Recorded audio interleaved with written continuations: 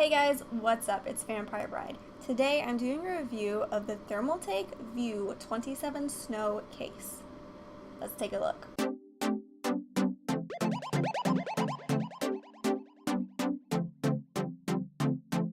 It was time to switch cases. The cable management in my old SYX case was horrible, and there wasn't much I could do about it, and not for lack of trying. The power supply sat at the top of the case, leaving all of the cables to hang down with nowhere to go. The View 27 Snow, pricing at right around $90 to $100 US, has a compartment at the bottom to house the power supply and hard drives.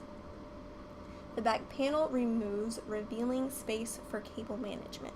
A lot of people may have a problem with the fact that there are no rubber grommets around the holes that the cables come through, but I personally actually prefer the clean, open look that it gives. The front panel has room for 3 fans or a 360mm radiator.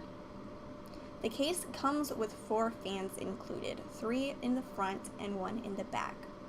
The 3 front Thermaltake fans have white LEDs, so I switched them out for 3 Corsair fans that have blue LEDs simply because they matched my build and the look that I'm going for better.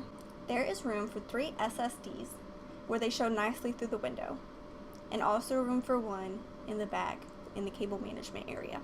There are 3 USB 3.0 ports, 1 more than I had in my old SYX case, including 1 on the front, along with 2 other USB ports, a headphone jack, and a mic jack.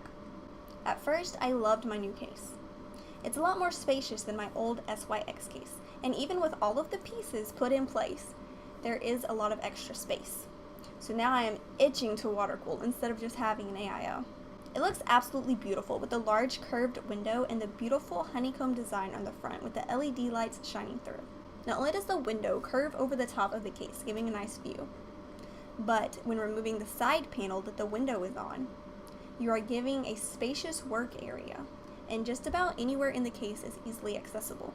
I bought a graphics card riser to extend the PCIe slot to where the case allots for it to go, making it show beautifully through the window. This does not weaken the performance of the graphics card, however, this is where I ran into a major issue. I'd been using this case for about a week already, but I hadn't really tried to push the graphics card. I wanted to run some stress tests on both the GPU and CPU to test the temperatures and how well the PC responded, and check the airflow inside of the case.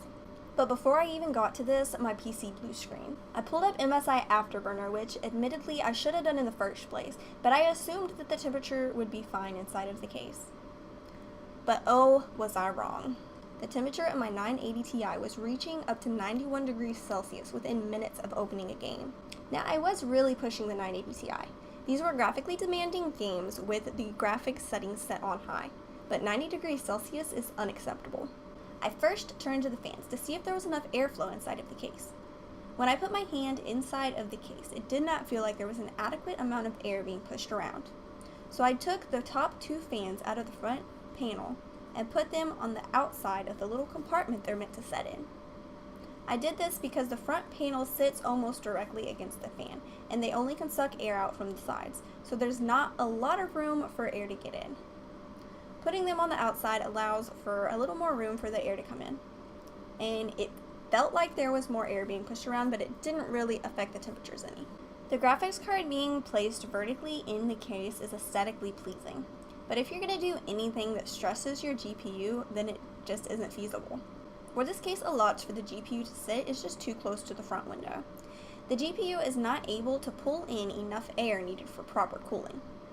I was pretty disappointed as I really liked how everything was set up with this case, and I was ready to give it a great review, but now, not so much. To fix the problem, you can simply remove the windowed side panel, allowing for plenty of air to get to the GPU. But this also causes a potential problem with scratches on the side panel as you remove it and replace it, if that's the route you decide to go, but it can also lead to dust building up on the components that the case is supposed to protect. Or move it back to the usual horizontal position. This doesn't look nearly as nice in this case, especially with the way the cables have to be placed, but it does solve the heating issues. When playing the same games at the same settings as before, except with the graphics card in a horizontal position, the temperatures only reached up to 69 degrees Celsius, and that's a heck of a lot better than being in the 90s. Or you can, simply spend a few $100s and get you a graphics card with an AIO. I still really like the way this case looks and fits in with my setup.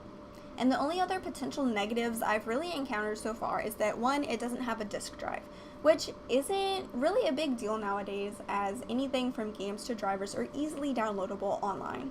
And two, that the case, especially the windows, scratch very easily. So would I recommend this case?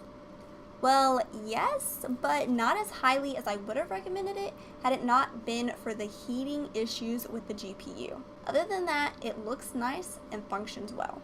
Anyways, guys, that's it for this video, but I did want to mention that I announced my giveaway 3 weeks ago, so that means in 1 week I will be announcing the winner. Like and comment on the Aura LED review video, and make sure you are subscribed to this channel in order to be entered into the giveaway. Thank you guys so much for watching. Hit that thumbs up button if you liked this video. Comment down below what you think and subscribe to this channel for more weekly videos.